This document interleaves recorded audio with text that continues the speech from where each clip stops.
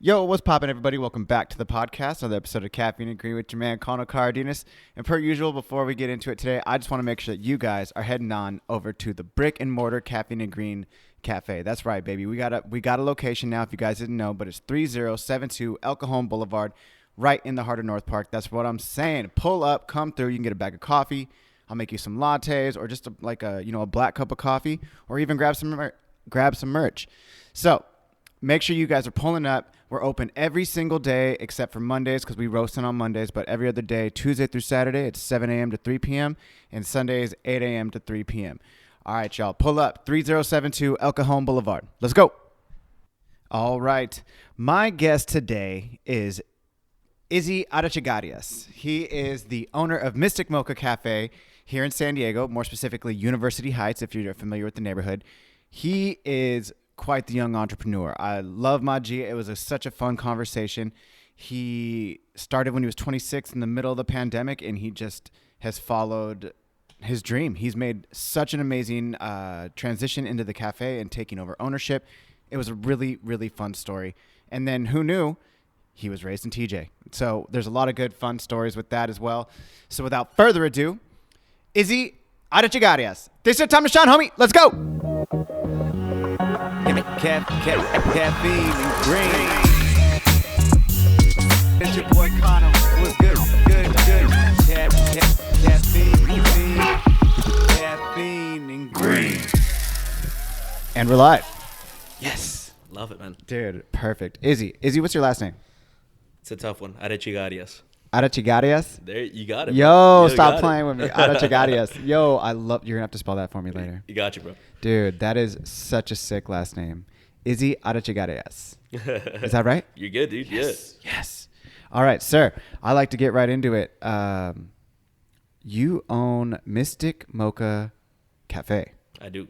And is that still considered North Park, or is that like University Heights? University Heights, technically. It's like right at the cutoff of like North Park and University Heights. Okay, yeah. And it's a bright building. What color is it on the outside? It's real nice and yellow. Can't miss it. Looks like a school bus, basically. Yeah. Turn the mic this way. There we go. This way? Yeah, there we go. Perfect. It looks like a what? Like a big-ass school bus, basically. A big-ass Dude, okay. So that's why I wanted to have you on the show. You came in the shop. You introduced yourself. We were talking, and then you told me about your place, and I was like, "Oh, dude, I run by there." Yeah. Dude, fuck yeah. So just one thing I definitely wanted to talk to you about is it's a big deal for me to have people, local business owners, on the show, and I want to know to start a business, it's no small feat. It's very complex, but it just has an underlining base of passion. For sure. To do better and to keep it going. So I wanted to know before, I want to get into your backstory and stuff first, later. But right now I want to talk about why do that cafe? Why do your spot? And because it's not just a normal spot. For people who don't know, who haven't been there, you do coffee, wine, and beer. Yep, for sure. And it's a cafe. And you do food. And food. And food. So you're running a full-on restaurant. Yeah, I was going to say, it's basically a full-on restaurant, it's like a breakfast restaurant that turns into brunch with like wine and beer and all that kind of stuff. Yeah. It's a whole thing we're running there. It's a vibe. For sure. Dude. So with that being said, we were talking before the podcast, wine for me is huge. Yeah. I'm a huge wine advocate. I definitely drink a lot of wine. So as I'm just focused on coffee mainly in my space, but you get the whole, what's the word I'm looking for? I'm kind of spacing on the word, but you get the whole plethora of the drinks. You cover it from all aspects. You got the coffee, you got the wine, you got the beer, and you're tasting all of these things. Yeah, for sure. You're starting relationships with people. So it's like, dude, why? Why did you want to do this? Dude, it all comes down to just loving not only like food, wine, beer, coffee. It's always been a huge passion of mine. Basically, since I was young, I wanted to have some sort of restaurant, cafe, something like that. And I've always been super passionate about just creating something that when you hand it to someone, they're going to be fired up about it. You know what I mean? Whether it's making someone's breakfast or someone's coffee, bringing them out a beer. One of my favorite things ever is when someone comes in and they're just like, hey, man, I don't really know too much about this. Like, what do you recommend?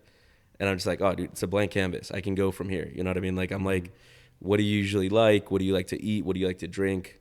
Especially because one of the biggest things for me is making sure the things that I have at Mystic Mocha isn't the things that you find everywhere else. I wanted to keep it super local, either nano breweries or microbreweries at most. Most of the breweries that we carry, for example, are all they don't use distributors. It's literally like the brewer or the owner that brings us the beer every time we order and stuff like that.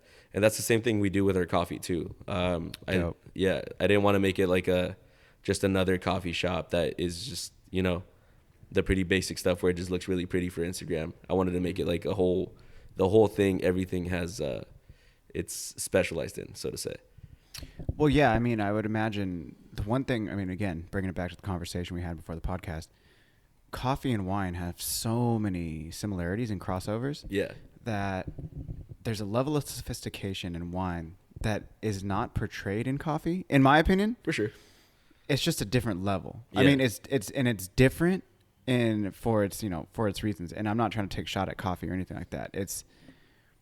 Coffee has a certain thing about it, je ne sais quoi, if you will, but wine has this level of sophistication that is just like, yo, stop it. And it can be grown everywhere, and it's like not everywhere, but you know what I'm saying. It can definitely be grown other places more than coffee can, and everybody drinks it from like the beginning of time. Like, you know how many people say they don't like drinking fucking coffee? Yeah. They're like, yo, but like most people, I'll drink some wine. You know what I'm saying? Especially because just having a wine glass in your hand kind of gives you it almost gives you like a sort of feeling that people like want to have. You know what I mean? Like it's funny whenever you give someone a wine glass and you're like, and they're drinking out of it, it's like their eyes sparkle as to like, they feel like they know what they're doing and they should be in that place.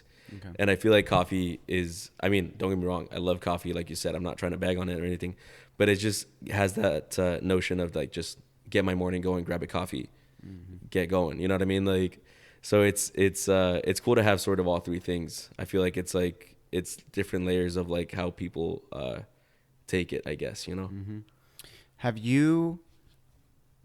Did you start in kitchens? Did you start at cafes? Yeah. So in high school, I got my first job as a dishwasher at a restaurant. So I got a job as a dishwasher at a restaurant, moved up from there to kind of work in the kitchen and also as a busboy, server. I basically had every job you could at that place. Mm-hmm. And that was before I went to college. Then went to college, I kept working in restaurants and everything. That's just always been sort of where I felt comfortable. You know what I mean? That's always been where I feel like I should be. And it's funny because my parents, when I was younger, they're dentists, but they opened a restaurant down in TJ for a bit. Yeah, dude. So for me, it was super fun. I was running around there. I was literally like running out food. I was like in middle school at this point, but they would just let me like go crazy in there. So I was like running around in the kitchen, seeing what they do, like kind of seeing how the chefs work and everything. And I literally had like my little chef coat and stuff like that. Like it was sick. Yeah, dude, it was so much fun, man. And sick. So it's funny because my parents always like were like, oh, dentistry. But I'm like, you guys don't even realize that you're the ones that made me want to go into restaurants by doing that. You know what I mean? Mm-hmm. So yeah, man. Like I said, I started in the kitchen and serving and everything. Then I went into more of management roles and stuff like that. So it's cool to own a place and have worked basically every job you can have at a restaurant, Mm-hmm. Yeah. That's super dope.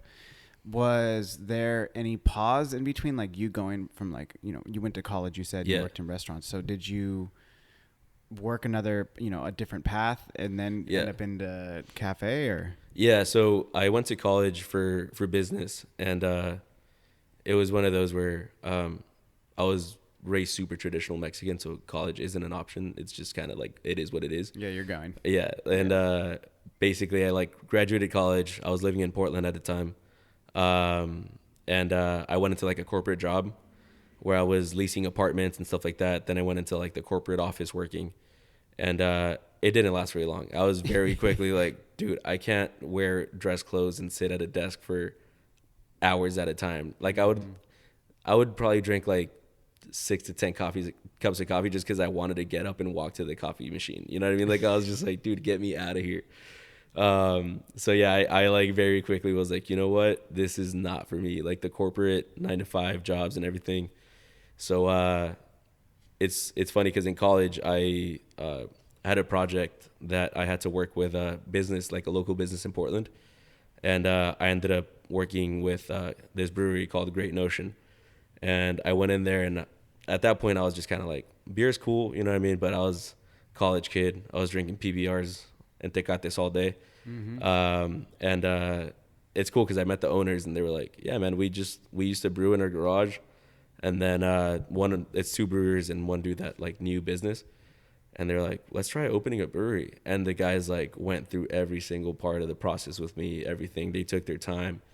And Sick. dude, it was so much fun, man. And then from that point on, I was like, dude, there's so much more to this aspect. Because before, like, beer was just beer, you know what I mean? And then that kind of opened my eyes to that part of it. You know, I was like, dude, especially being in Portland, everyone loves beer up there.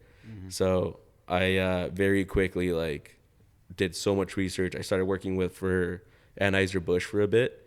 Did you really? Yeah, Wow. dude. So I was a sales rep for them and everything, and then I worked in like the office and everything. And it was more of a like get my foot in the door kind of deal, just because I wanted to work for breweries, but I had no experience. I just had talking to these guys was my whole experience. And then from there, I was able to work with smaller breweries. Like I said, Great Notion, worked with Upright, which is probably my favorite brewery. And I got to kind of learn the back end of it, you know, which was super fun. Like, it was super eye opening. So it's one of those things where I was able to see the passion other people had for their own businesses. And I was like, dude, I can do my own thing. There's no way I can't like open my own restaurant, cafe, tap room, whatever it might be. So yeah, man, that's kind of, I went all over the place, but in life and right now in this conversation. No, dude, you're right on point. Like, yo, you're good. You're good. No, that was perfect. I mean, I think that's super rad. So you make that transition, you leave corporate life. Was there a moment when you were like, nah, this is it? Did you just like put in your 2 weeks? Did you just like walk out of your job, but you were like, nah, I'm fucking over this? Like, Yeah, peace? it was actually a point where it's really funny. My manager was quitting, and they sort of offered me the job, and they're like, it's gonna be way more pay, da da da, all these things, and I was just kind of like, they're like, so are you interested?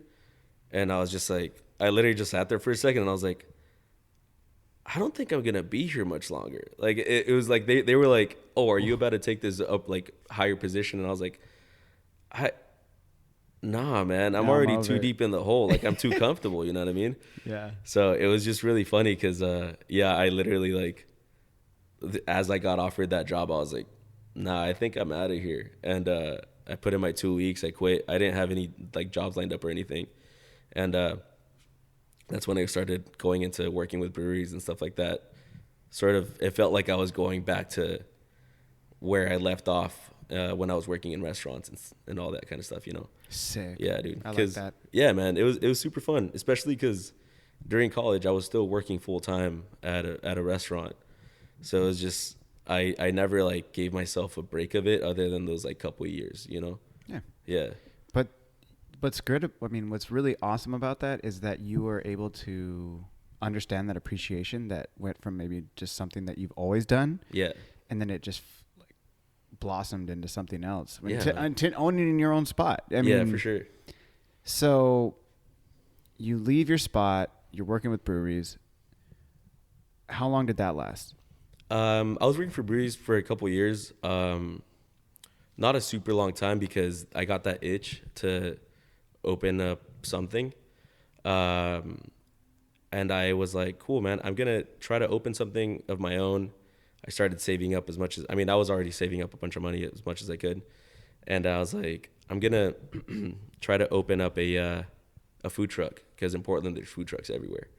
And I was like, I'm going to open a food truck, a vegan Mexican food truck.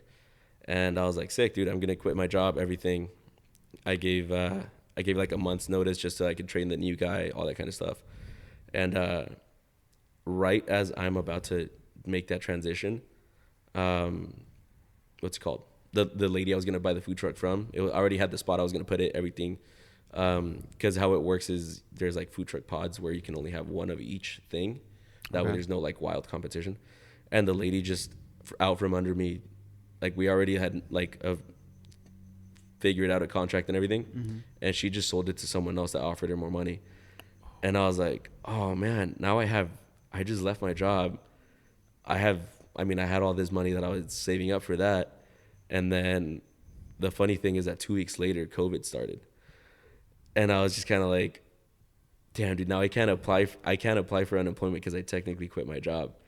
And I'm kind of glad I didn't get that food truck, honestly, because I wouldn't be here. It's just how things work, you know what I mean? Like, I don't know how it would have been, because Portland shut down completely. So whoever got that food truck, best of luck. I hope you're doing well. But yeah, I ended up in a situation where I was like, well, I'm originally from San Diego, so I was like, I'm going to move back home and figure something out. And very quickly, Mystic Mocha just kind of popped up and went straight to work. That is, dude, I'd love to comment on that. I had a very similar situation with the food truck. I definitely did not want to have, I say this, but it's like, I love the space I'm in now. I love the shop. But dude, to be 100% honest, I did not want a shop at all. Yeah. I wanted to do a truck. Gotcha, because okay. it was like Caffeine and Green was always doing the podcast. Like I was already doing it, I mean. And there was a aspect to Caffeine and Green. It was like Caffeine and Green on the road. And I started leaving San Diego and going to LA and booking podcasts with LA people and going to their houses or whatever and then do it on the road. So I was like, yo, the truck would be a fantastic addition to that, and it would fit the kind of the look or feel of the brand, I guess. For sure, yeah.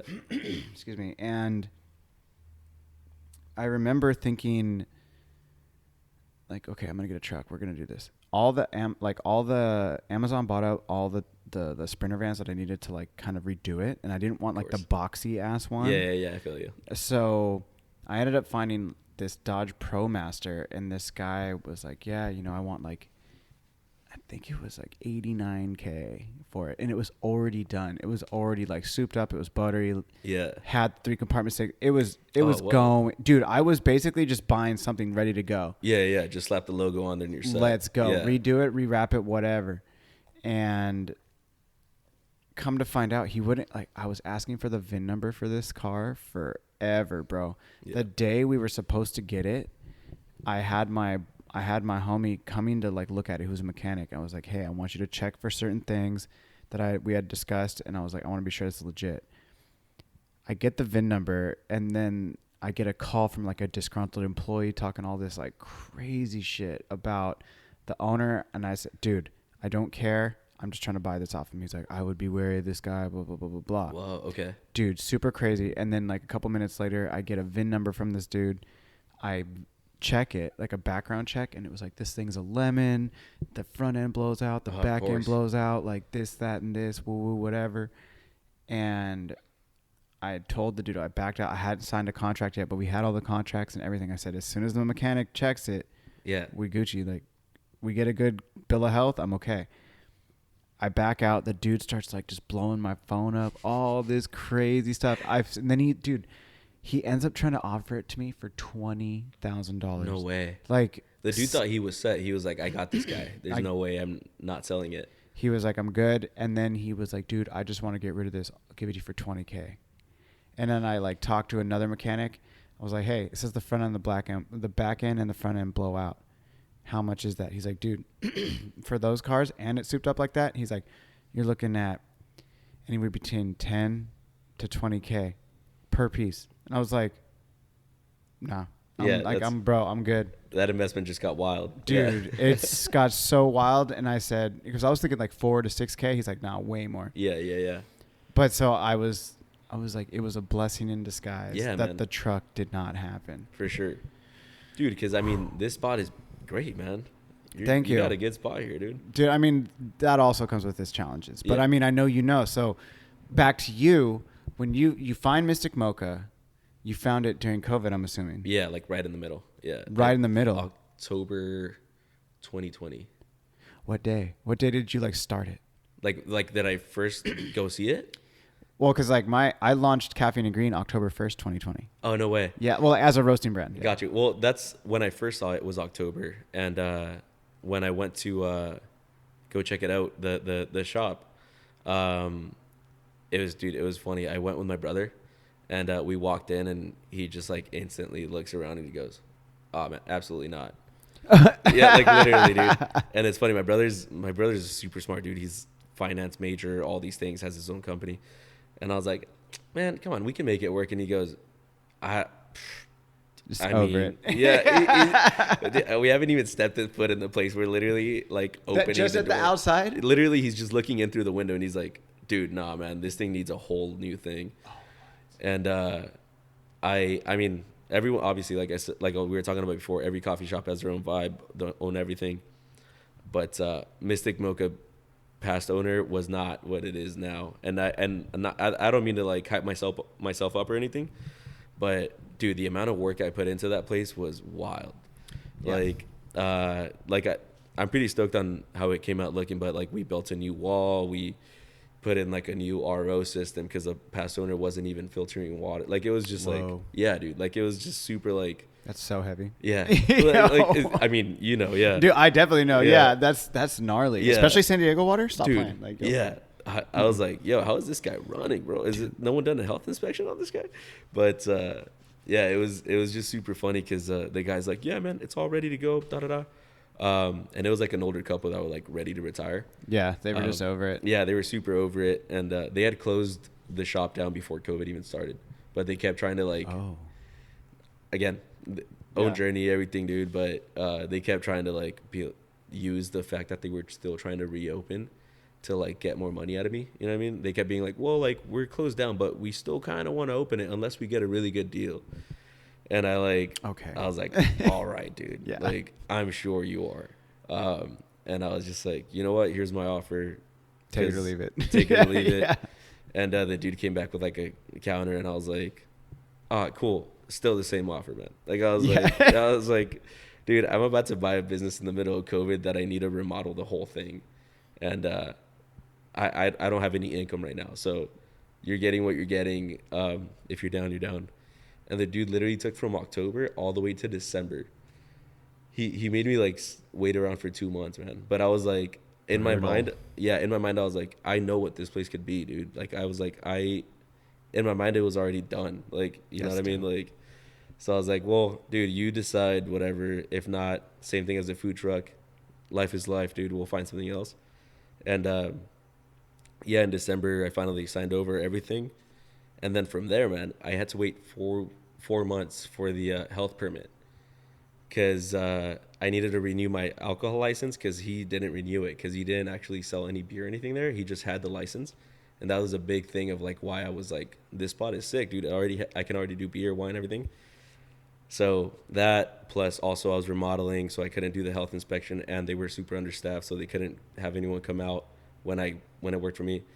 Point is, man, I didn't open until March 7th of 2021.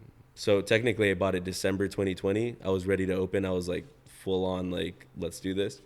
And it took me 4 months to actually be able to open March 7th. I was just like, I hit a point where I was like, they were like, we can do the inspection March 6th. And I was like, sick. I'm opening March 7th. Butter. Yeah. I was like, whatever it is, man, we'll make it happen the next day. So yeah, man, it was a wild journey for sure. Dude, I respect that hustle. I mean, you have a place that's doing all three. You serve food, so that's 4. But you had such a small window. I mean, people underestimate how much you can actually get done in such a small time. I mean, in the scheme of things, that's very, very short. For sure. But I mean, with each passing day, it's like those doors got to get fucking open. Dude, you know what I'm saying? Yeah. And I know you know because you just said it, but that's, bro. I signed the lease on January 26th. I got the keys on the evening of February 1st. I opened May 19th didn't tell anybody. Just took the shit off the windows. For sure. And just opened the door. Yeah. And, and it was like 10 to 2, and then May 20th was the first full day. Oh, damn. And okay. so, February, March, April, May. Yeah, 4.5 months. Damn. So it's, but dude, Yeah, you're same fucking thing, man. right there, bro. Yeah, Like I was gonna say that's like the same exact timeline. Yeah, dude. And so, hey, cheers to yeah, you, good bro. on you, man. Like, Cheers, yo, bro. yeah. Fucking A. I mean, because you're doing way more than I'm doing here. And the fact that you got it open and that fast, dude, I got, because it used to March 6th to March 7th. Yeah, I had the dude come and do the health inspector came. He saw he didn't see my extra fridge in the back. heard. Yeah, And I didn't think it was a big deal. He's like, well, your permit has 4, and it would be your 3rd thing on wheels, but you didn't put this in your clad or in your like thing. And he had already given me the A. yeah. And then he grabbed it back and he's like, I'll give this back to you when you No can like way. do it. Yeah. So they had it on there and he's like, all right, you're going to be, I was like, come tomorrow. Yeah. I booked his time right there. I called the dude. I was like, you'll have this in the morning. Come back by the afternoon. Yeah. I was like, because we're opening. Yeah. I was like, yo, you're coming back tomorrow? We're going to open the next day. He's like, Yeah. are you sure? I'm like, yeah. You're like, yeah, I got rent to pay, bro. Oh, Like, dude, with each time a month passed, I mean, I only did like, so it was February, March, April. Going into May, I was like stressed. I was Yeah. like, I need to fucking pay because I'm just paying rent for nothing. Yeah, for real, I'm in here dude. every day. Like, I didn't give a fuck, dude. Like, I would paint everything. Like, Yeah. redo this. Hey, we need this. I would hound people. Yeah, for real. Hound yeah. them, bro. Oh, like, man. but being nice about it, you know? Yeah, so, yeah, for sure. Man, that's crazy. So you've been in business approaching 2 years. Yeah, going for 2 years. Yeah, How has it been? it's a loaded question. No, I was kidding. No, I mean, yeah, no, like, no. hey, break it down. No, Break it down for it's me. been good, man. It's been. I mean, all in all, like if I'm just like telling you how it's been good, dude. I'm not even gonna lie. There's been moments where I'm just losing my shit. I don't know what the hell I'm gonna do. Things go wrong. Like I said, it's one of those things where I feel like went to business school, all these things. I basically just learned how to make really pretty Excel spreadsheets in business school. Not gonna lie, dude. Not taking anything away from like what I learned or anything, but I'm like, yeah, dude, Excel spreadsheets, I kill it. Yeah, dude, it's every day. There's something new you got to do, you got to deal with. But honestly, dude, the love I have for what I do and like for seeing clients be stoked and have someone come in and be like, dude, that coffee was fire, that burrito, that whatever, is at the end of the day that makes it all worth it, dude. Because yeah, like for example, I'm about to have to get a new espresso machine probably, which is rough, bro. Like I can understand. Yeah, so like that kind of thing where like it just kind of pops up and I'm just like, sheesh, all right, man. Well, it is what it is, man. I'm not gonna stop now. Like, let's keep it rolling. So yeah, there's always little things, as you know, with a business where, like you said, dude, one fridge missing and that kind of puts everything in shambles or whatever. But yeah, all in all, man, it's just been a super wild ride, the whole thing, for sure. Yeah. What was the motivation behind your original concept? I mean, did you already have an idea like, okay, well, we could sell wine, we could sell beer. Did you have an idea for like the menu? Did you have an idea of what you wanted the internal to look like? For sure. So what's funny is I actually was looking for a tap room before I found Mystic Mocha. So like I said, I've always been big into beer and I was looking for a tap room and I thought I found the spot. I was like super set. And then the landlord was like, cool, man. The only thing though is that you can't change anything in here and you have to keep the name. And I was like, when did you say you went out of business again? Because it sounds like you went out of business before COVID, bro. This has nothing to do with COVID. Mm-hmm. And he's just like, well, that's just how it is. And I was like, well, all right, later, dude. And the realtor is just like, hey, man, I don't know if you're interested. There's this little coffee shop that the owners are like unsure if they want to sell it or not. Took me out there. And like I said, I was like, dude, I saw it and I was like, yeah, man, black wall there, just have some plants. And I was already like envisioning the whole thing. So that concept, I'm not gonna lie, I've always been super workaholic-y. I've had so many different business plans that I've thought of. I've had so many, not that I'm just like whatever works, but there's a lot of things that I feel like I'm very like passionate about that I'm like, sick, dude, we can make this work. But Mystic Mocha's, my favorite thing about it is that I was able to bring in the coffee, the beer, the food, even like our merch. It's so fun designing merch for your own business, dude. It's, you know what I mean? Like all these things. So that concept started growing literally the first moment I looked at the place. I was like, because I didn't want to just do this thing where I have an idea and I see a place and I'm like, that's got to be it. And you kind of try to make it work. Because my biggest thing for Mystic Mocha was that I want to know what the neighborhood wants too. Mm-hmm. You know what I mean? Like, I'm just this guy moving in, buying this business that's been there for years. I just kind of want to get a better idea of what people want. Not that I'm like, if someone's like, oh, I want you to serve, I don't know, shrimp fettuccine Alfredo. I'm not going to do that. Like, you know what I mean? Like, I'm like, that's cool. Thanks for the feedback. But no. So I like literally like, I was like, sick, dude. I like wrote down a list of like things that need to happen no matter what, things that I kind of want to happen. And then I literally put a sign outside Mystic Mocha that I was like, new coffee shop coming. Here's a piece of paper. Write down what you would like to see. And I did. That's a cool idea. Yeah, man. It worked out super well because I had so many people writing in what they thought and what they wanted and what they would like to see, all these things. Did the same thing on Instagram, did the same thing on Facebook. It's wild because first thing it made me realize is that community is super diverse in like age range. So there's a lot of people that were like dope music, all these things, and then you could kind of tell when it was like scones and like things like fresh mozzarella, and I'm like, all right, dude, it's gonna be all over the place. It sounds like, you know what I mean? Like, so I kind of went with sort of a middle ground, but more than anything, I was like, there's things I had to be very true to myself about what I wanted to see in my own business. You know what I mean? And things that I was like, I'm not really willing to give this up. And I feel like so far, I feel like the things that people don't like, they've kind of started to, or not don't like, but that we're very unsure of, so to say.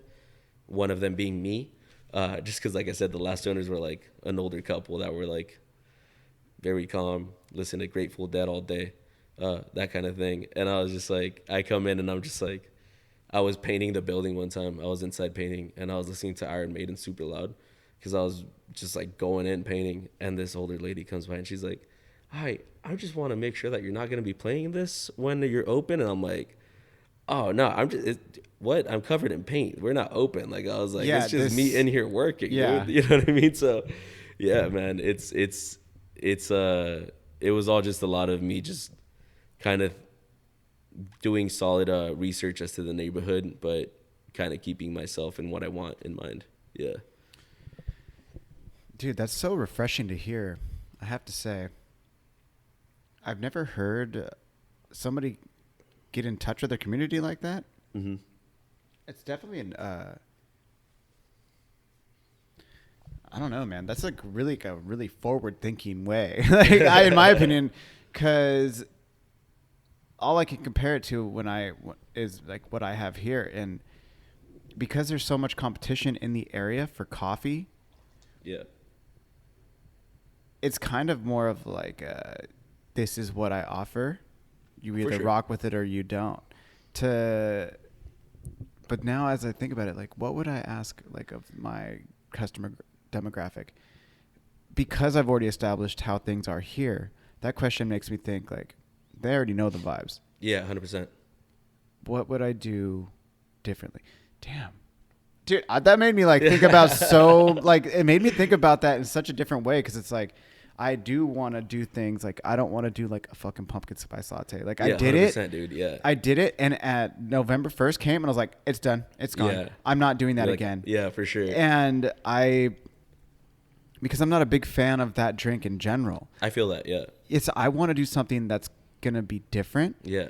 On brand, but also like, I would like to know, like in my demographic, I've learned in this, like my clientele, they like certain sweetness. They're not like not a big vanilla latte vibe over here. Heard, yeah. And that's interesting, dude. You just made me think of some crazy shit, like, in a really good way. Like, no, for sure, dude. That's awesome. That's like I said, that's the fun part about owning a business, man. Whenever you like run into these like thoughts and everything, and you're just kind of like, yeah, like what different, like what changes could I make? What changes would make sense? But at the same time, like you said, dude, pumpkin spice lattes is a perfect example. Not my thing. Not gonna lie. Not bagging on it. If that's your thing. That's Yeah. Hey, super if bad. that's your thing, all Yeah, good. 100%. I'm like a straight up like. It's funny. I'm a straight up like black coffee for the most part drinker, whether it's cold brew or just drip coffee. But again, that's because when it comes to like beer, I basically drink IPAs. Like that's just I like that kind of taste. You know what I mean? I like that kind of flavor. That piercing. Exactly. It has like that piercing like zing to I want it. the flavor of what I'm drinking, and that's Okay. kind of always been my thing.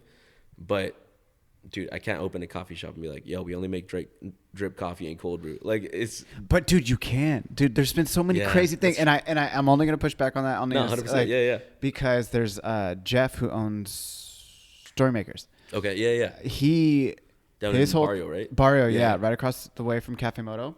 His whole thing is no drip coffees, and he only does like certain drinks. But then he also only does pour overs if you want a black coffee. And I was like, bro, like in my head, I'm like, you're what? Like, Yeah, dude. you're gonna do what? Only pour overs? Yeah. Like, bro, people are not gonna be. And he's like, nah. If they want the quick grab and go, they're going over to Cafe Moto's Cafe across the Moto. street. Yeah. But he's like, when you come here, you're gonna do this. And he gave me his concept on it, and I was like, damn, that's a good idea. Yeah, like, for sure. You know, hey, like respect 100% because like, dude, now here, I only do it out of necessity because nobody here but me drinks the batch brew coffee. Like every now and then you'll get like 1 out of 10 customers will be like, yo, can I get a batch brew? Yeah. But it's like, if somebody does come in, I'll be like, yo, I have AeroPress, I have pour over. What do you want? You like, got the options. You have options, and I could do a quick one, which is a AeroPress, or I Yeah. could do like a pour over, which takes like 2 more minutes. For sure. Yeah. So, and that's because I don't want to waste more coffee. It's not because I'm like trying to 100%, give yeah. you more of the experience. If you want to talk coffee, 100. Yeah. I'm down. But if you just want a black cup of coffee, yo, I'm gonna make this for you, and you're on your way. You're on your way. You're good. But Yeah. you're getting. But at the same time, though, it gives that experience, though. You know what I mean? Like, especially like you said, an AeroPress. Like, I would say most people have no idea what that is. Dude, yeah. So it's just kind of one of those things where, like, you know, that person went home and they're like, dude, what the fuck? This guy made me this super fucking bomb coffee, dude. It was so fast, blah, blah. So I feel you. Like what he said, if you want to get your fast drip coffee, just go across the street to the other place. So that's something, like I was saying, I also kind of struggle with because I got to keep in mind always that I'm a coffee shop, but I'm also a breakfast spot.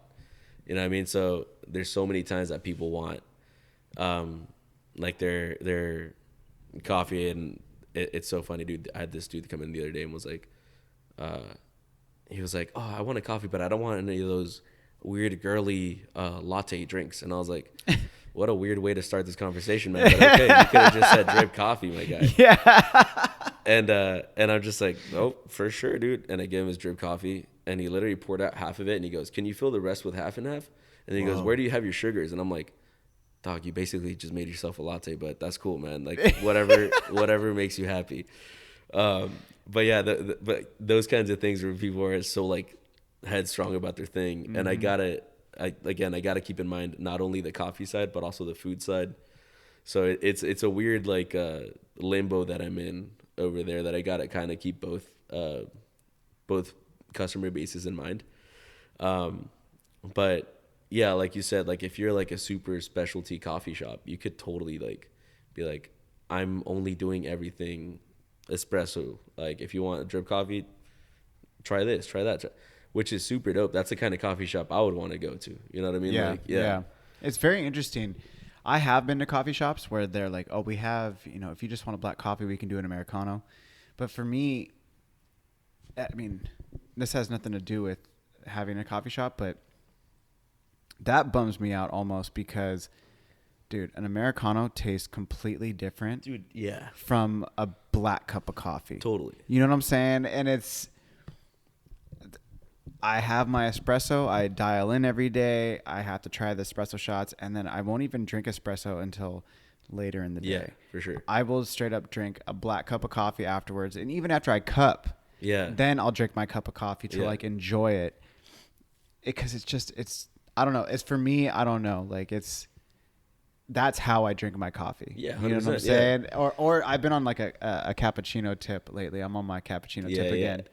Do you make your own drinks or do you make a barista make it for you? So that whenever I like have time, because I'm mostly in the kitchen if I'm at work. I'm also the cook.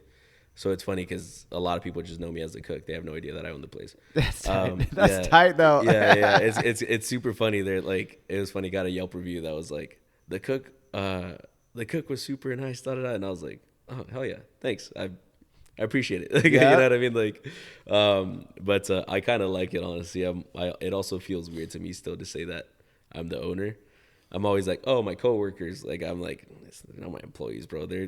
They're doing as much work as I am, man. Yeah. But yeah, so I always it's funny. One of my baristas, I'm always like, yo, can you make me a whatever? And then she's like, oh, but what do you want? And I'm like, honestly, I just want a lot. I'm in the middle of a Saturday rush. I just want a cold latte. I don't care what you make me.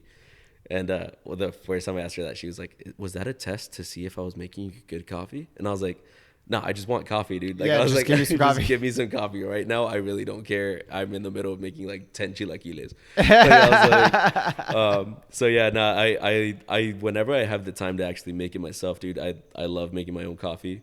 But it doesn't come very often.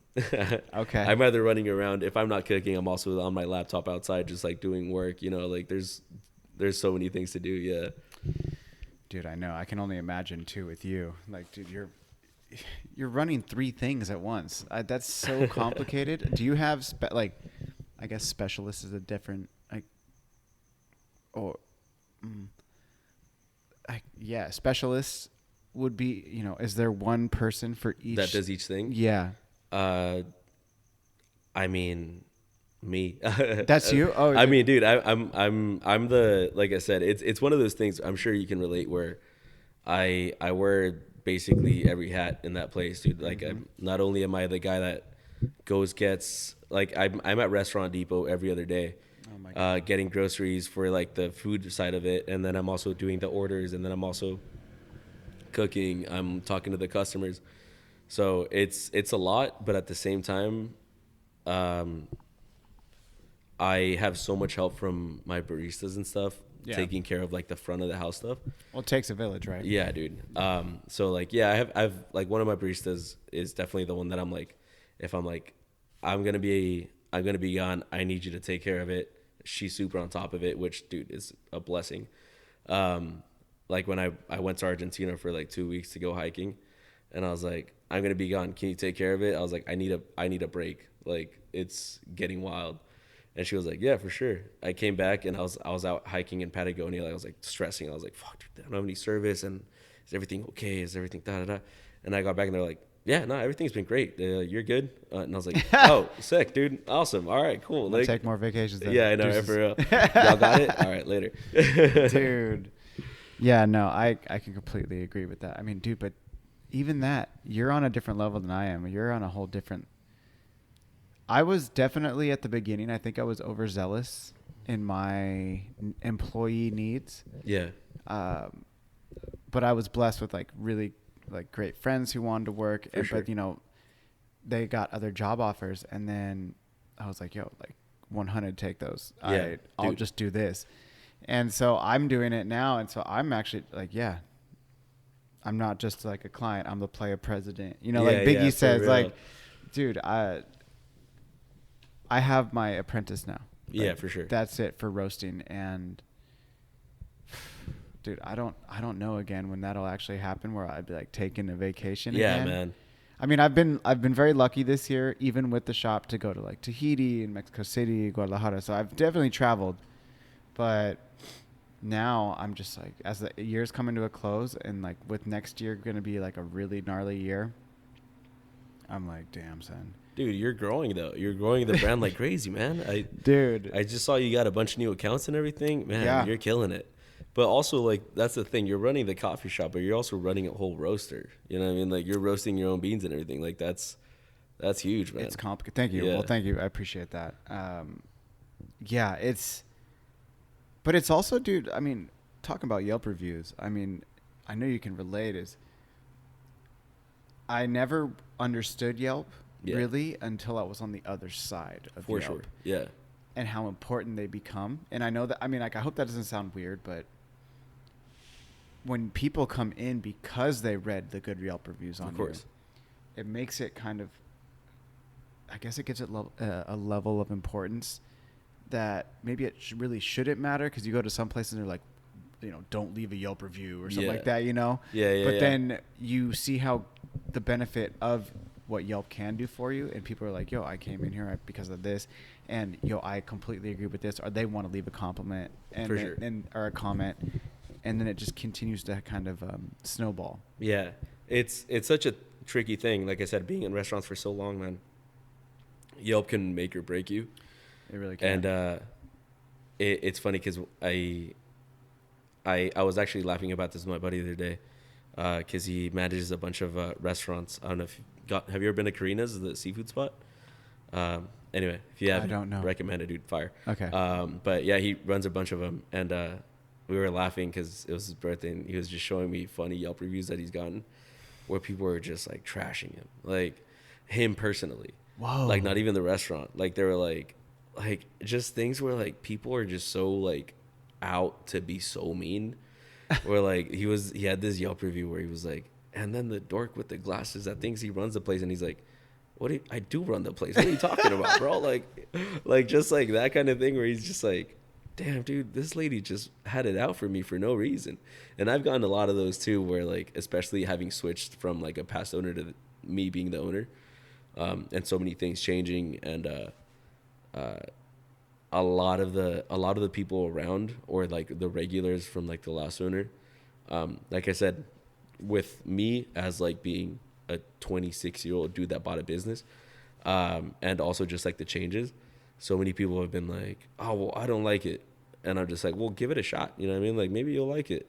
And people that are like, well, it's not the same, and I'm like, yo, you haven't tried anything, like come on, like, you know what I mean? So for a bit we were getting super bad Yelp reviews, like, wow, really? Like, and it was Yelp reviews where like people were like, oh, I didn't even like, we literally got one that was like, one or two, whatever, I didn't even bother going in because it was a new owner.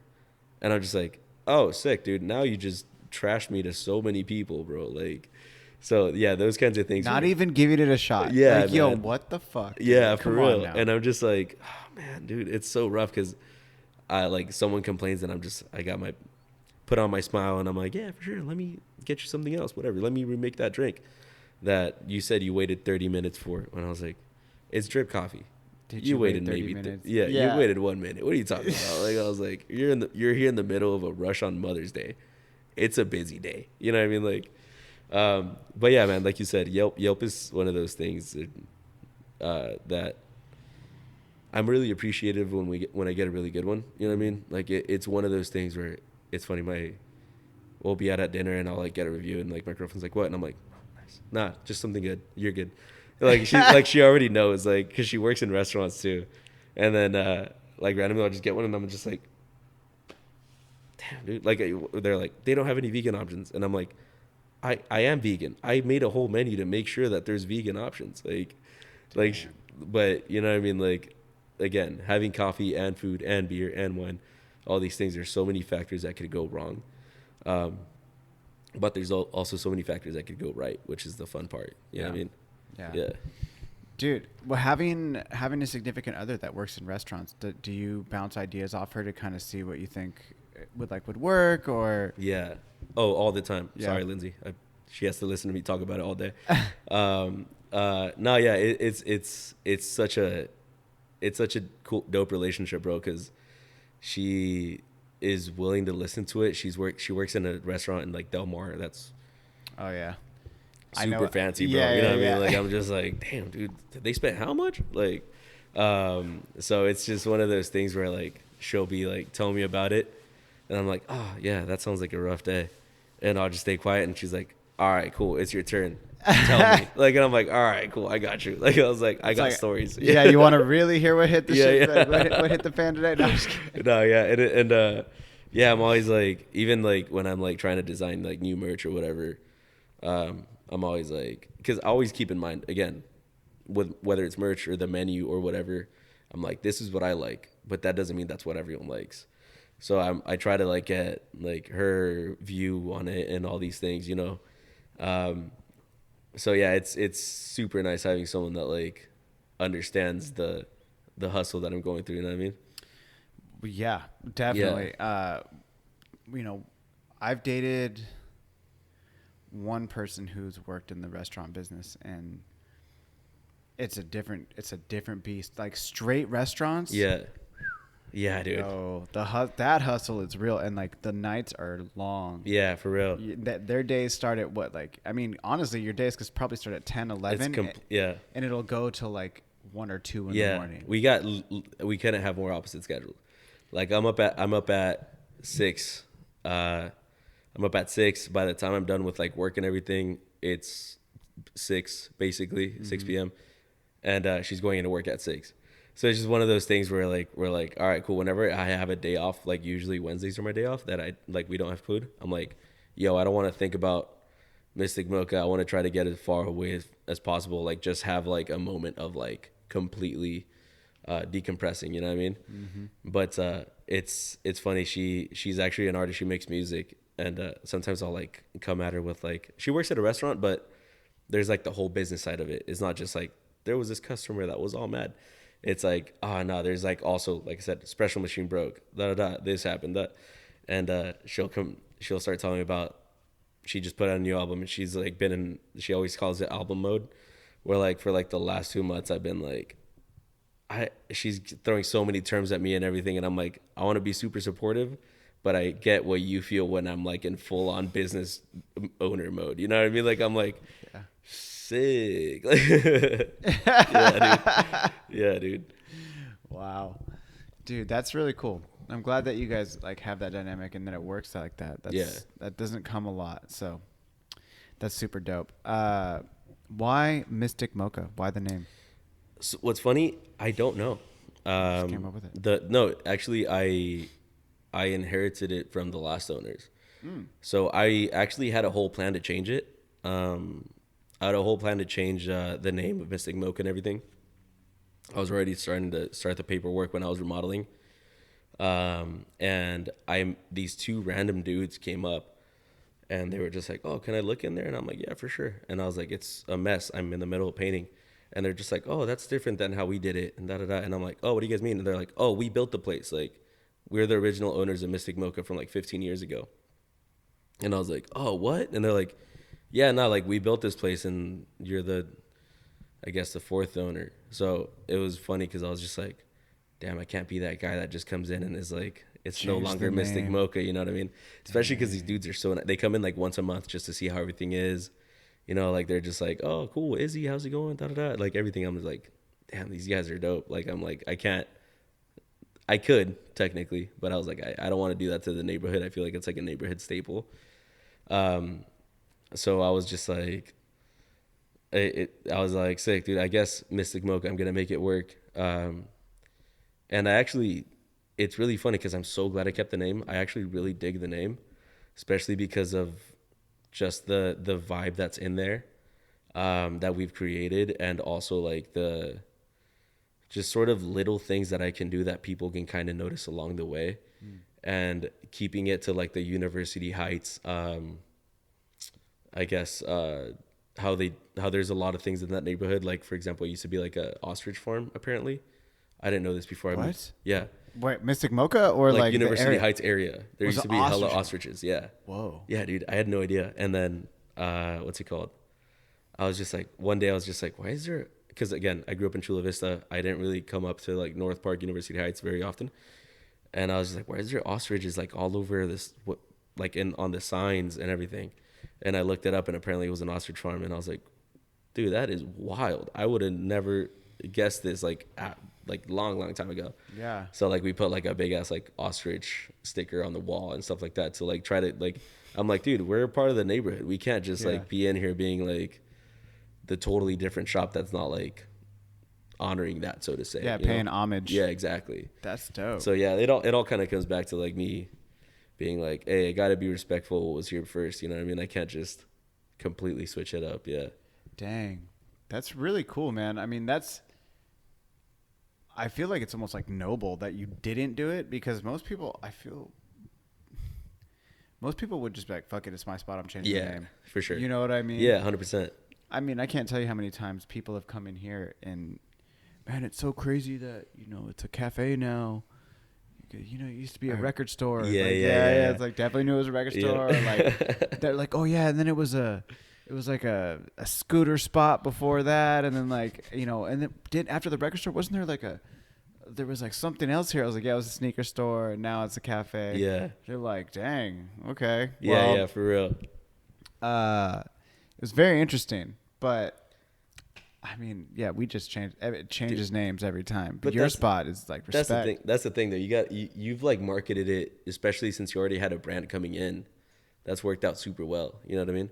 So my thing was, I'm gonna keep the name, but this is like, I always call it Mystic Mocha 4.0 because I'm just like, it's not like it's not the Mystic Mocha that was first owner, second. Because again, it's one of those things where I hear stories from like past owners. First guys were awesome. It sounds like this. Ones after that weren't that dope. And I hear stories and I'm just like, damn, well, and people are like, I've had so many people be like, I'm so glad that you guys are here and like you guys took over. And I'm so glad that like, they're like people that are like, I stopped coming here because I was just like, I didn't like it. I didn't like this. I didn't like that. And I'm always like, dude, I'm so thankful for you giving us a shot just because I've been able to, my whole team, that's a big part of it.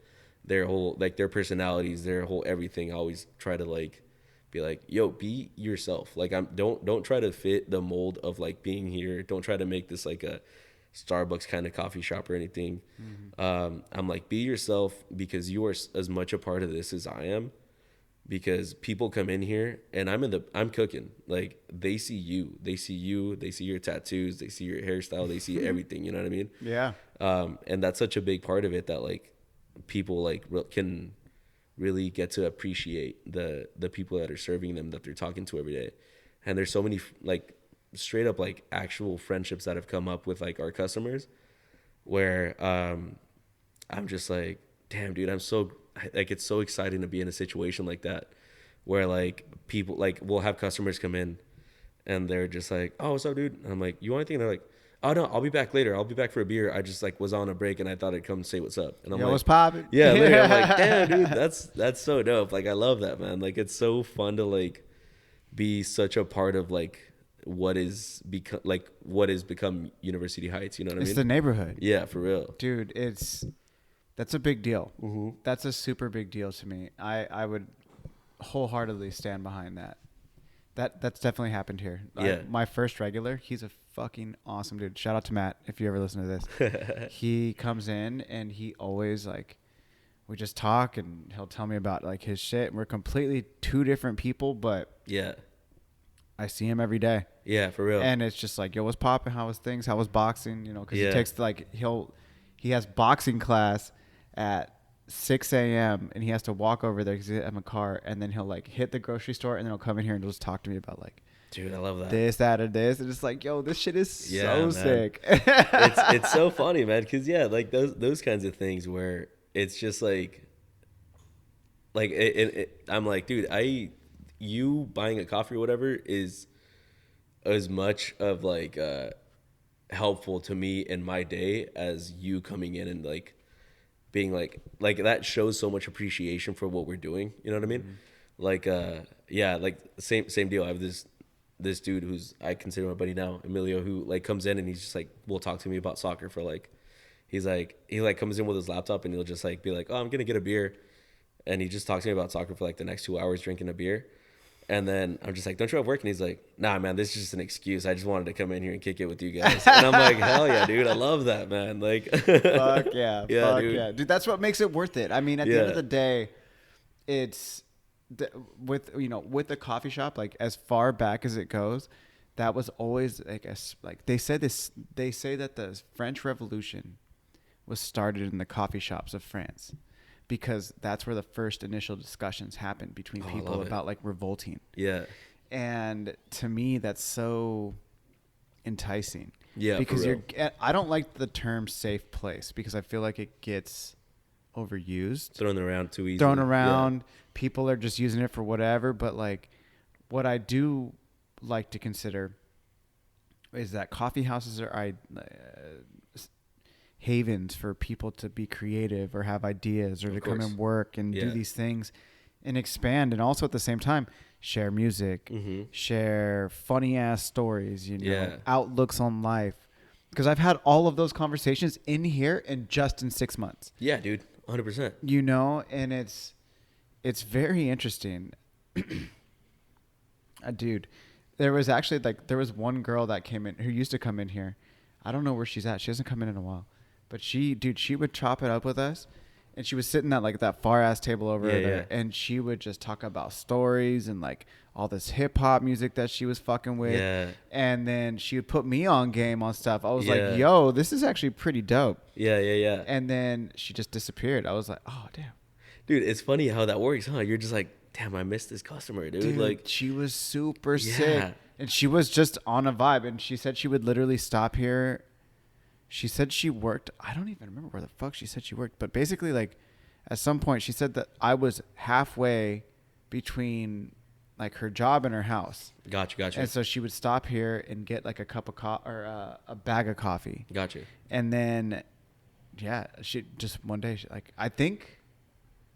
I have to check and see. I think she still follows me on this or follows us on Instagram. I'll be like, dude, what happened? You need to come to the shop. Yeah, if you listen to this, come back. Yo, if you're listening to this, I don't remember her name. But she was mad cool. But dude, there's so many cool ass people who come in here and just so many different walks of life. I think that's also the best part about it. Is I have a regular, his name's John. He's a developer, and he's just telling me about he's working with the Lafayette right now. Gotcha. And just everything they're doing in there, and just seeing the cool shit that people do. Yeah, man. Yeah. When they can make something happen for themselves, like yourself or myself or even him, his firm is a development firm that does everything around here. And gotcha. It's that's what you do for a living, bro? Yeah, man. God damn. Isn't it crazy? Yeah, dude. I love listening to what people do. It just because it just kind of reminds me of how not how little I know, but just how specific my knowledge is. You know what I mean? Mm-hmm. I have this dude, he just moved out. He moved to Maine, but he's a neuroscientist, and he's working with this project to see if octopus are sentient or not. And what? Dude, it's wild. He would anything this man has to say, I was like, I will stop working. Hit me with everything, man.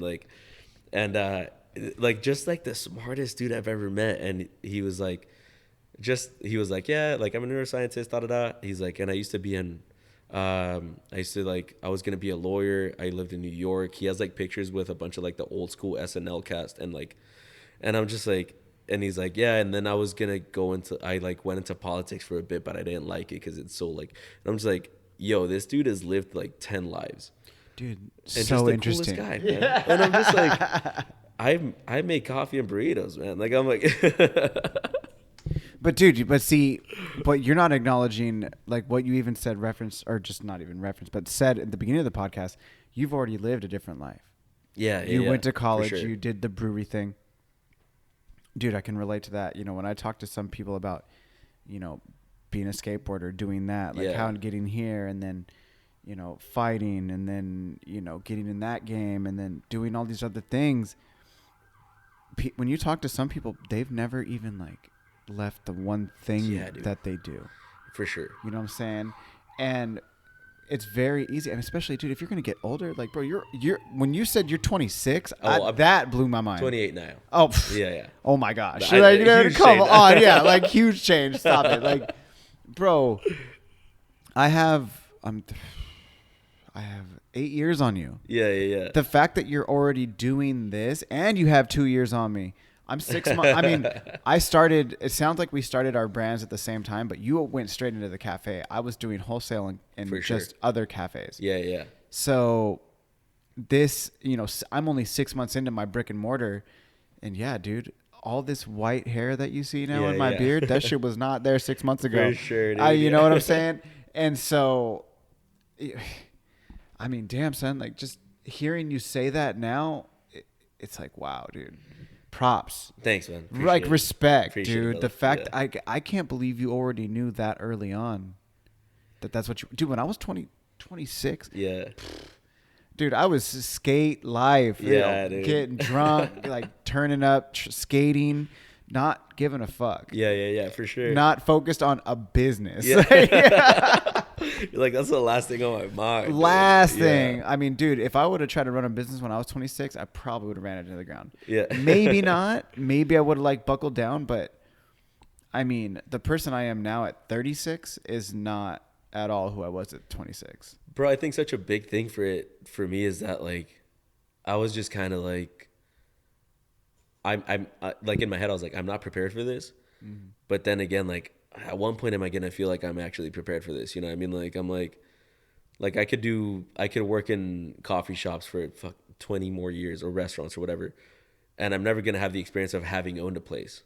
You know what I mean? No matter if I'm 26 or if I'm 40 or I'm 50, I don't have that experience. So like I'm at the same place now that I could be in like 20 years. So might as well like, dude, just go for it. See what happens. You know what I mean? Like, So that was such a big thing for me. And yeah, it's funny that you say that because so many of my customers are always like, I just cut my hair, dude. It was like down to like the bottom of my back. What? Really? Yeah, dude. It was super, super long. I didn't cut my hair in like I think maybe 5-6 years. Wow. Yeah. And I did a thing at work at Mystic where I was just like, we're going to raise money for like children's cancer research and stuff. And no one was donating. And I was just like, if we hit our $1,000 goal, I'll donate my hair. Dude, we hit that goal in a week.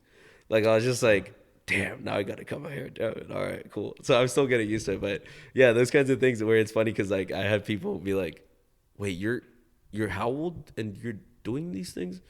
And I'm just like, dude, I don't know, man. I feel like I've lived a pretty nice life, you know? Like I mean, it's had its moments, like growing up in TJ and everything. Not that I was like, dude, like struggling, but like my like that was the whole thing with my parents. Like they're the hardest working people I've ever met, bro. Like I would like see them, like I would literally go to school, come back, they were still at home. I'd go to sleep. I'd wake up, they're already on their way to work. Like I was like, damn, dude, like these people, like my parents worked nonstop. They would have only Sundays off. That was it, because they're dentists down in TJ. And yeah, when I hit like 4th or 6th grade, they were just like, things are getting sketchy. You and your brother moving to San Diego. My brother was in middle school, and they're like, we're getting you guys an apartment in San Diego. You guys are gonna go live over there, and we'll see you guys on weekends. What? Yeah, dude. You and your brother in My brother junior was high in middle moved school here. Yeah, dude. Did you? So you guys had to be responsible for yourselves? Yeah, dude. So literally, it was one of those things where I was just like I'd go to like elementary school. I would like bike over there, or whatever. Come back home, and my brother was just like, "Yo, I can make mac and cheese." Not talking shit about Abraham. He's a dope guy. Love my brother, but he was like, he wasn't like, I can make us some food. And it's funny because I was just like, dude, I can't survive off mac and cheese, bro. You got to start making some food or something. You're the dad in this situation. And he's just like, I'm in 7th grade. Like, what are you talking? Or he was in 8th grade.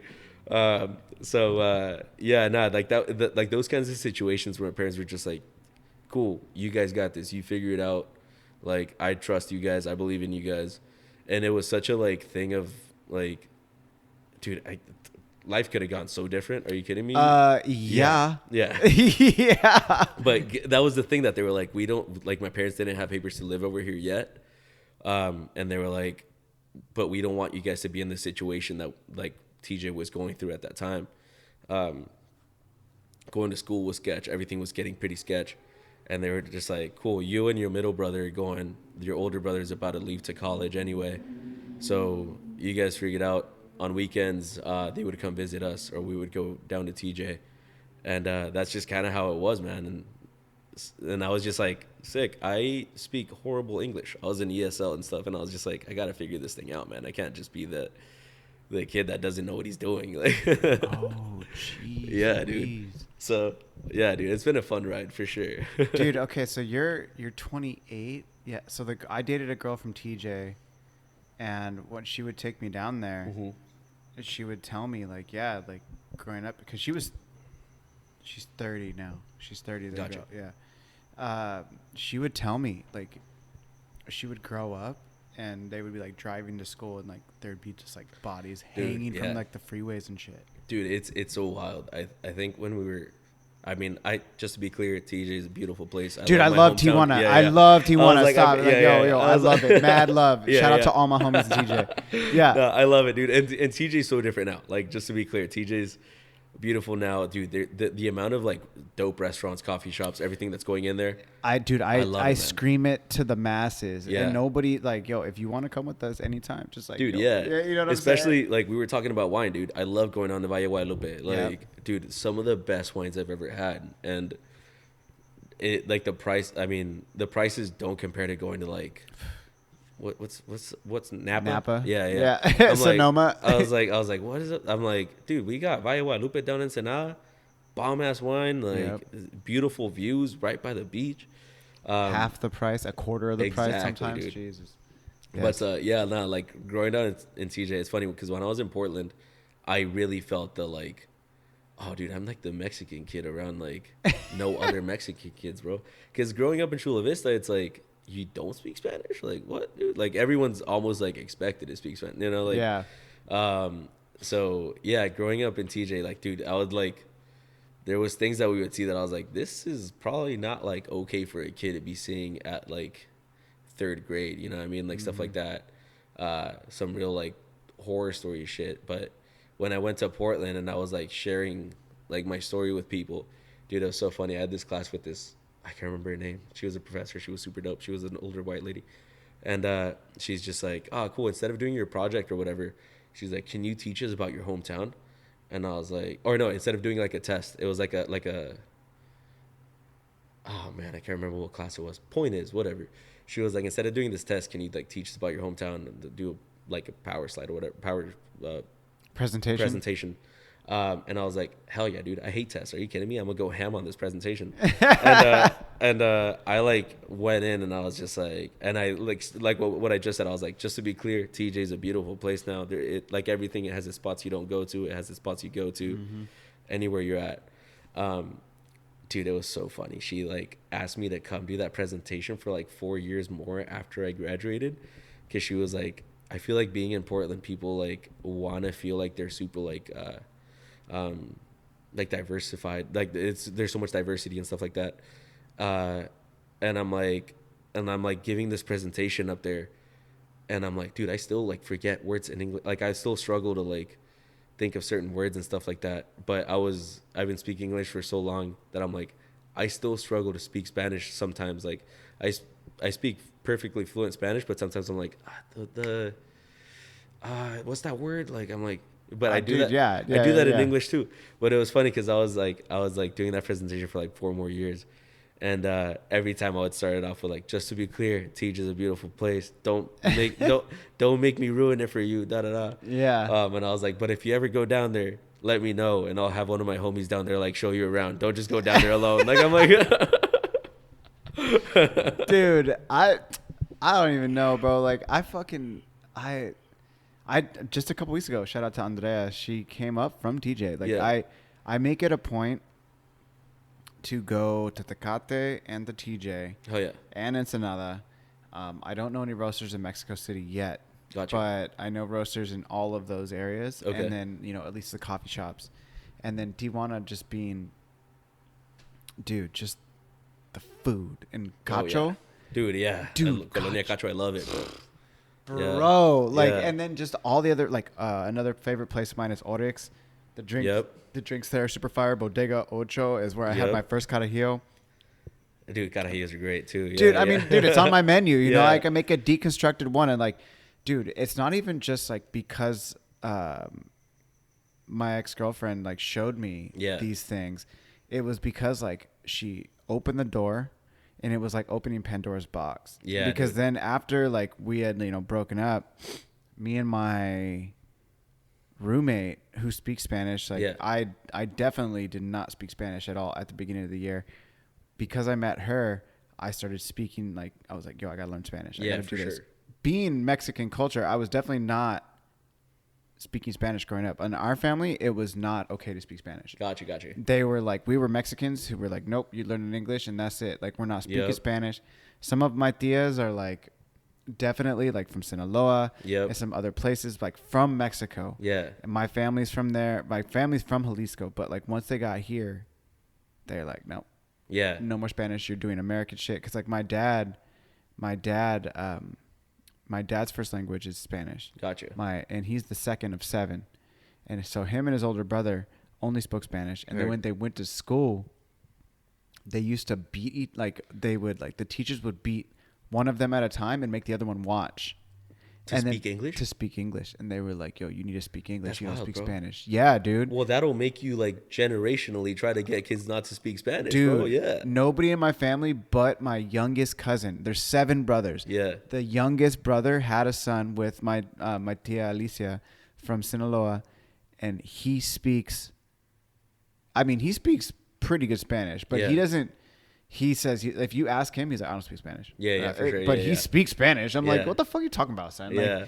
you speak more Spanish than I do. Yeah, for sure. And but like, in like, just since January to now, I've really been like, I'm on it every day. Like, I'm speaking it. I'll talk to my roommate. I'll talk to like girls that I've dated. Yeah. Like, I've been very lucky that I've met girls that are like, or women, I should say, like from.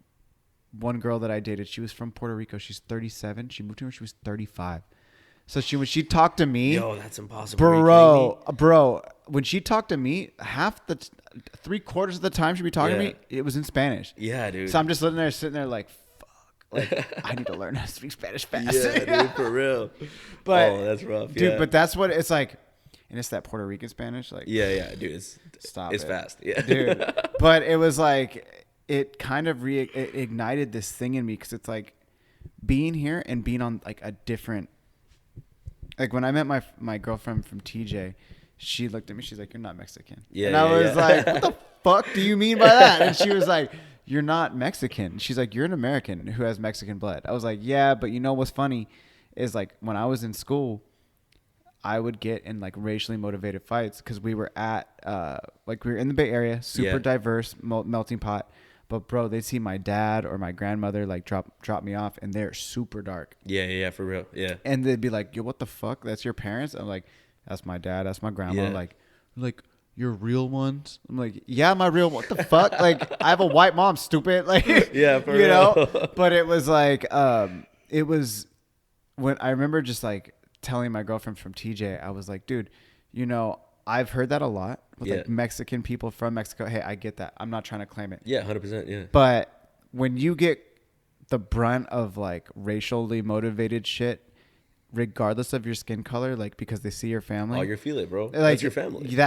So it's like to be called not Mexican. It's like maybe I'm not Mexican from Mexico, but I'm a Mexican American. Like, and because I've been called those things that just with like my homies who only speak Spanish that are right next to me. You know, and it's like.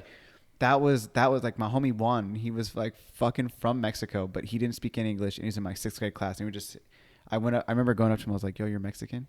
He's like, "See?" And I was like, "Me too, man. But I don't speak Spanish." He's like, "I don't speak English." I was like, "Yeah, we'll make it work." Yeah. But we were homies for all of 5th and 6th grade, and he was like, we just found a vibe because I was like, "Bro, we're the same." Because he's seen my parents, and like he was like.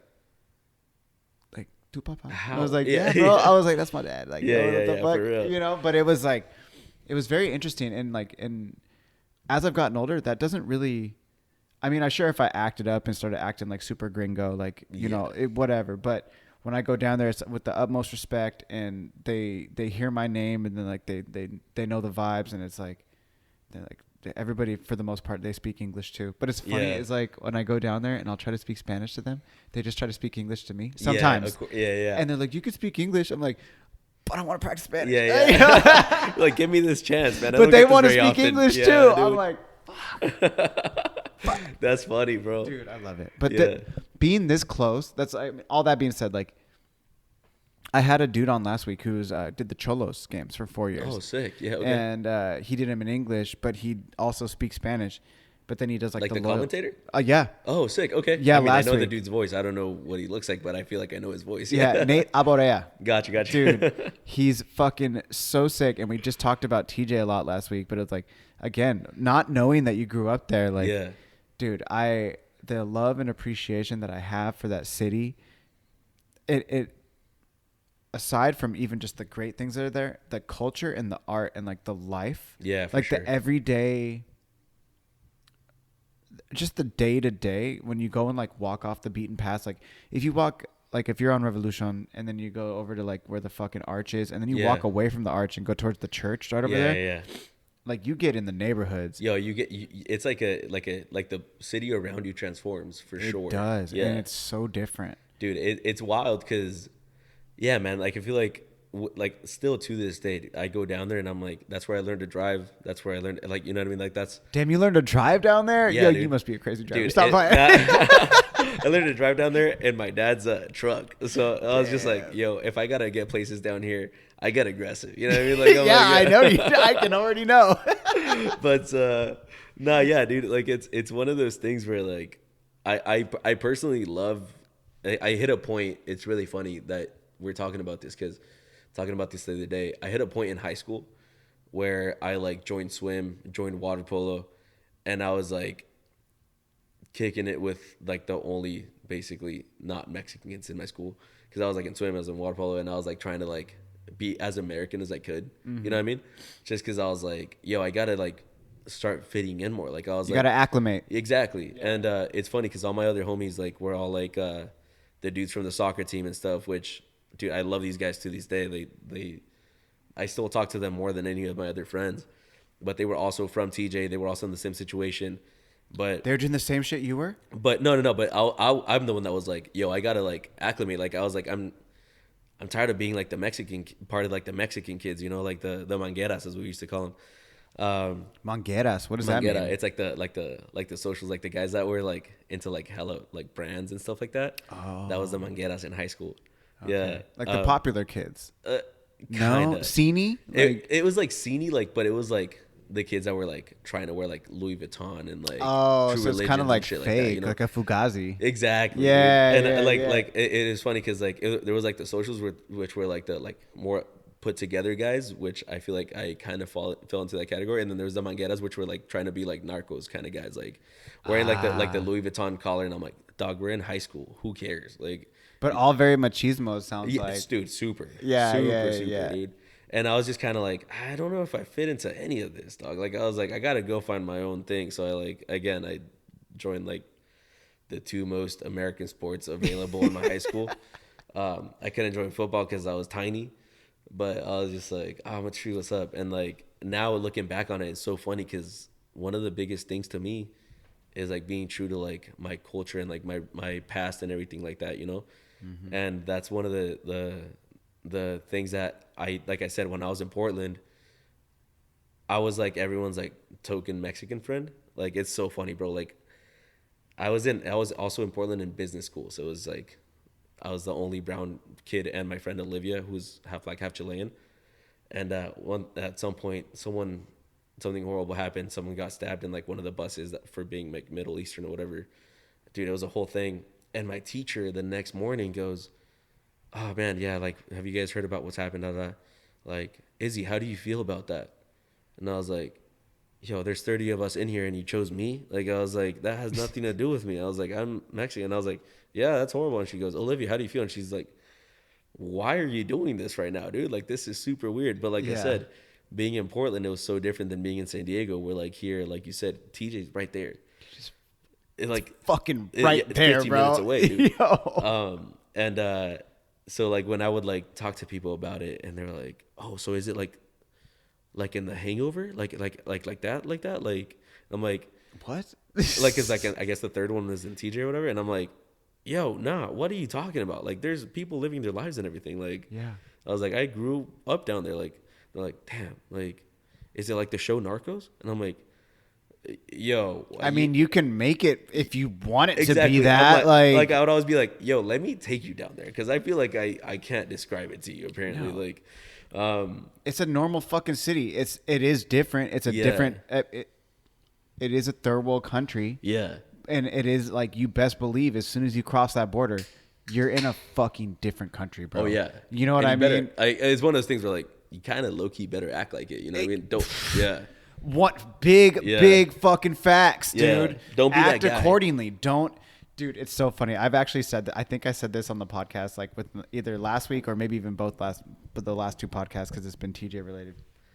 But my That's homie, funny, actually. my boy Ray, fucking one of my best friends on the planet. He's like, we were walking around TJ, like we're there all the fucking time, Yeah. and he's like, dude, do you think that they know we're not from here? I was like, yeah. I was like, without even hesitation, I was like, bro, we could come here every fucking day of the week and they would still know, be like, those are Americans right over there. You're like everything we're doing is telling them that we're not from here. Yeah. Whether it's the style, whether it's everything, it's like, bro, I was talking to somebody the other day and I was like, there's something about like the style that Mexicans have, like, and like the newer generation of Mexicans, like the younger generation, the style is impeccable.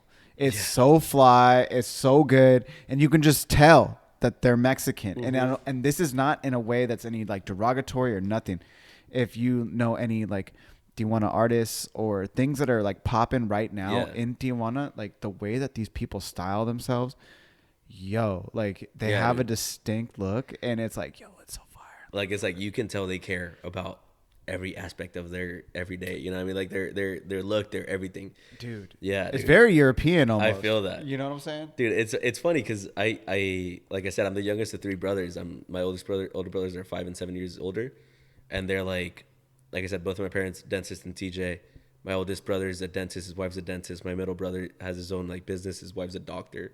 Damn. And I'm just like, I'm like the dude that loves like snowboarding, hiking, all this stuff. You know what I mean? Like, and it's funny because like when I had short, like super long hair, it goes along. My parents are still down there. My oldest brother refuses to live in the States. He's like, I'm staying in TJ. I'm not going up there, dude. I hate it.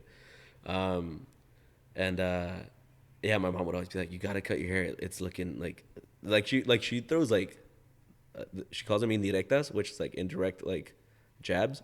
But I'm like, they're hella direct. Like, I'm like, she's like, you're looking really raggedy. Like, you should probably, and I'm like, what, Mom? I haven't seen you in like months. How are you? Like, I'm like, you know what I mean? Like, I'm like, what? You're going straight there? Finally cut my hair. And she goes, oh, you could have chosen a different haircut. The beard's a little long too. And I'm like, yo, what? Like, why are you picking at me right now? Stop playing. Yeah. And my brothers are like, wearing polos and looking super fly and like everything is like super clean, and I showed up in like dirty Converse, and like I'm like, yeah, whatever, dirty Vans. Like I'm like, yeah, I'm just kind of here to kick it. Like, what's up? Like, dude, I lived in Aix-en-Provence in the south of France for a short minute. Sick. And I remember one of the last things that I got criticized by one of my teachers there because I showed up at school in fucking sweats, a hoodie, and beanie, and I had headphones around my neck, talking about like, yo, this is how I roll to high school. Yeah, for real. And I remember he was like, "What is this that you're wearing?" He's like, "We don't dress like that, and your hair is undone. Like, what are you doing? This isn't how we do it." Oh, dude, super hard. And I was like, "Yo, what?" And I remember thinking to myself, like, "This is how we do it in the States." He's like, "You're not in the States." Yeah. And how old were you? I was 17. Oh, okay, yeah. Oh, so I was heated. Yeah, I was you're at that age where you're like, what are you talking about? I was super heated. I mean, I still would probably give some attitude now, but I'd be like, bro, stop it. Like, that's just not how I do things. Mm-hmm. But I have noticed that as I've, dated women from Tijuana specifically, or just been more involved with women from Mexico. Yeah.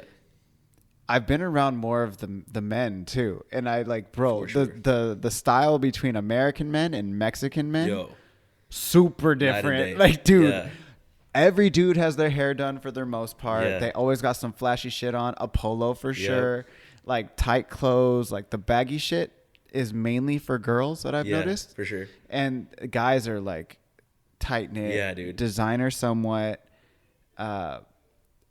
Yeah, dude, it's different. And not only that, I mean, and clean cut, like no beard, clean cut, no beard. And if you got a beard, you trimmed that this morning. You know what I mean? Like every day. Yeah, it's one of those things. But like again, like anything, American culture kind of leaks down there a little bit. So there's like its pockets. You know what I mean? Like of like people that are kind of getting this the look from over here a little more. Mm-hmm. But there's still things where like in TJ. TJ is a wild place of like families where no one has been there for more than like 2 generations for the most part.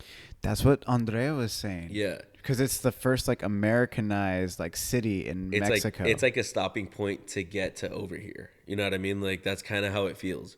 So like my family, my dad's family's from Guadalajara, my mom's family from Sinaloa.